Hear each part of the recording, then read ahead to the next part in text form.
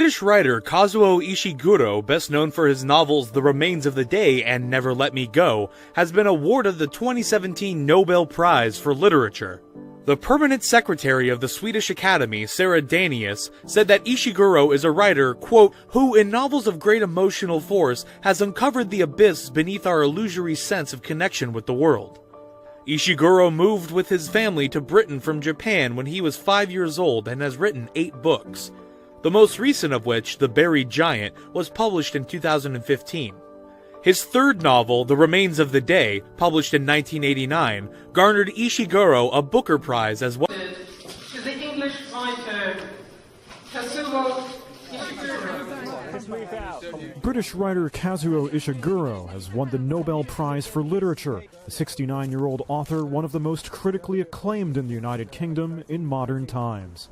He's written books with themes of regret, acceptance, and absurdity. Born in Japan, Ishiguro has also been vocal on world crises, including xenophobia and immigration. I hope that these kinds of themes will actually be in some small way helpful to the climate we have at the moment, because I think we've entered a very uncertain time in the world at the moment. One of Ishiguro's most renowned works, Remains of the Day, details the life of an elderly butler, whether it was wasted in years of obedience and his missed chance at falling in love. It was turned into a 1993 movie featuring Anthony Hopkins and Emma Thompson, nominated for an Oscar. He's an exquisite novelist. I would say that if you mix Jane Austen and Kafka, you get Ishiguro in a nutshell. Ishiguro didn't know he'd actually won the prize until he was contacted by media, initially thinking it was a hoax. He now takes a... We're not butlers, literally, but what I meant by this, because I used to say this a lot, people would be puzzled. What I meant by this was that most of us, we don't get to run vast corporations. We're not presidents of countries and so on. Most of us do jobs, and we often don't quite know what our little contribution is going to be used for.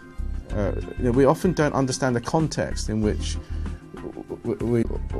what was damaged or what was sad or what the failings of human nature in books like The Remains of the Day or whatever. For me, the writing of Never Let Me Go was a kind of celebration. I wanted to actually celebrate the good things about people. I think the novel was sad because these people.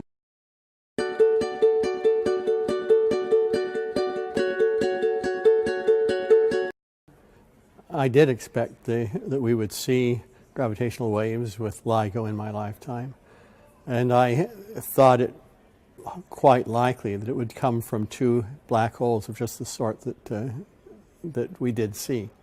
In fact, I wrote a popular book that is called Black Holes and Time Warps, Einstein's Outrageous Legacy, published in 1994, and I wrote a prologue at the beginning of that book on my honeymoon in Chile in 1984. And in that prologue, I describe the observation of 2 black holes, both 25 solar masses, spiraling together and merging and producing 3 solar masses of energy and gravitational waves, and that's very close.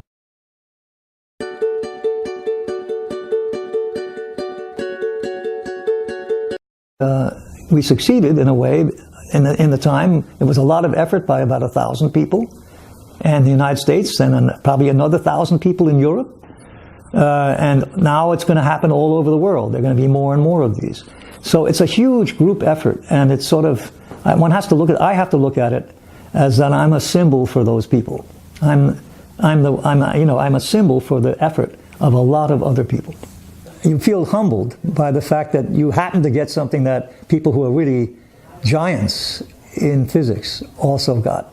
I find that presses on me. I mean, the fact is, I'm not the equivalent of an Einstein or the equivalent of a Fermi or any of that. It's just amazing that one would be drawn into that group. And in fact, I would love to be able.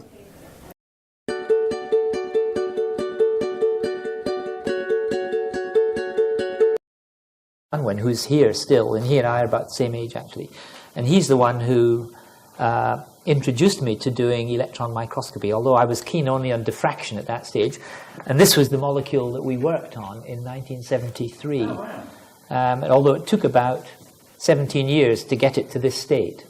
And then we stopped working on it about 20 years ago, actually. So this is a kind of historical thing now.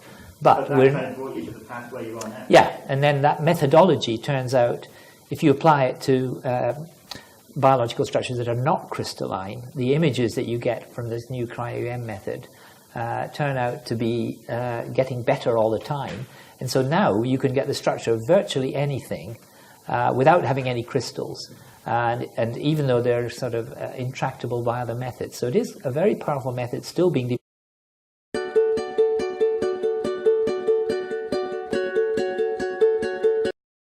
So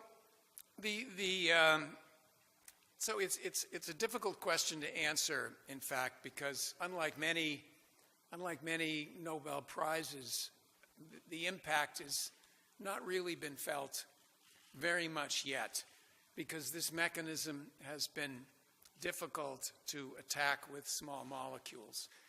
But I think the reason for imagining promise around the corner is because the clock, the mechanism that we discovered, governs at least half of all gene expression in the human body.